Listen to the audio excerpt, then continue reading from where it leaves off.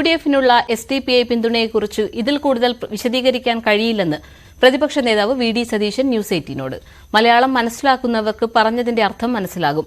തെരഞ്ഞെടുപ്പ് കാലത്ത് വോട്ട് വേണ്ടെന്ന് പറയാൻ UDF-ന് മാത്രമേ കഴിയൂ. കേസ് കൊടുക്കുമെന്ന MV ഗോവിന്ദന്റെ പ്രസ്താവനയിൽ ഭയമില്ലെന്നും സതീശൻ ന്യൂസ് 18നോട് പറഞ്ഞു.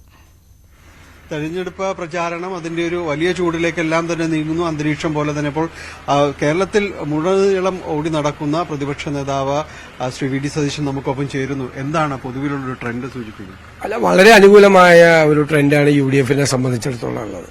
കാരണം രണ്ട് സർക്കാരുകൾക്കുമെതിരായിട്ടുള്ള കേന്ദ്ര സംസ്ഥാന സർക്കാരുകൾക്കെതിരായിട്ടുള്ള അതിശക്തമായ പ്രതിഷേധവും അമർഷവും രോഷവും ജനങ്ങളുടെ ഭാഗത്തു നിന്നുണ്ട്.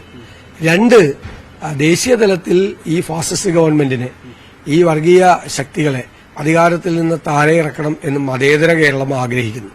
അപ്പൊ അതിന്റെ ഒരു മാറ്റമുണ്ട്. അത് കോൺഗ്രസിന് അനുകൂലമായി UDF-ന് അനുകൂലമായിട്ടുള്ള ഒരു വലിയ ട്രെൻഡ് ഉണ്ട്.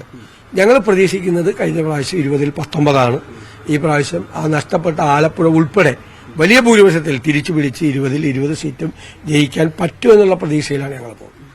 ഈ തെരഞ്ഞെടുപ്പിന്റെ ഈ ഒരു പ്രചാരണത്തിൽ ഇപ്പോൾ വലിയ ചർച്ചയിലേക്ക് വന്നിരിക്കുന്നത് ഈ SDPI വോട്ട് വാഗ്ദാനം ചെയ്യുന്നു. അത് വളരെ പരസ്യമായിട്ട് തന്നെ ഞങ്ങൾ വേണ്ട എന്ന് പറയുന്നു. അങ്ങനെ ചോദിക്കാൻ മറ്റാർക്കെങ്കിലും ആർജവം ഉണ്ടോ എന്ന് തിരിച്ചു ചോദിക്കുകയെല്ലാം തന്നെ ചെയ്യുന്നു. ഈ വിവാദം അത് ഒരു അവസാനിക്കുന്നില്ല.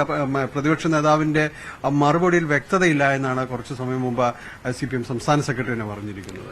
അല്ല, അത് അവർക്ക് മലയാളം ശരിക്കും അറിയില്ല കേട്ടാണ്. മനസ്സിലായില്ലെങ്കിൽ ആ 4 വാചകം വളരെ കൃത്യമായ വാചകമാണ്. ന്യൂനപക്ഷ വർഗീയതയുമായും ഭൂരിപക്ഷ വർഗീയതയുമായും ഒരു തരത്തിൽ സമരസപ്പെടില്ല. UDF-ഉം കോൺഗ്രസും അതിനെ ശക്തിയായി എതിർക്കും. അത്തരം സംഘടനകളുടെ പിന്തുണ UDF സ്വീകരിക്കില്ല. ഇപ്പോൾ ഈ പശ്ചാത്തലത്തിൽ തന്നെയാണ് SDPI നൽകിയ പിന്തുണയെയും ഞങ്ങൾ സമീപിക്കുന്നത്. അതായത് സ്വീകരിക്കില്ല.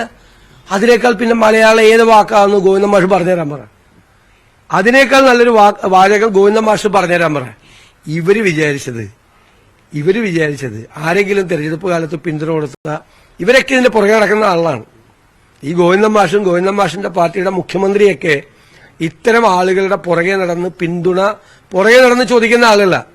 എന്നെ കൊണ്ട് അതൊന്നും പറയിപ്പിക്കാതിരിക്കുന്ന നല്ലത്.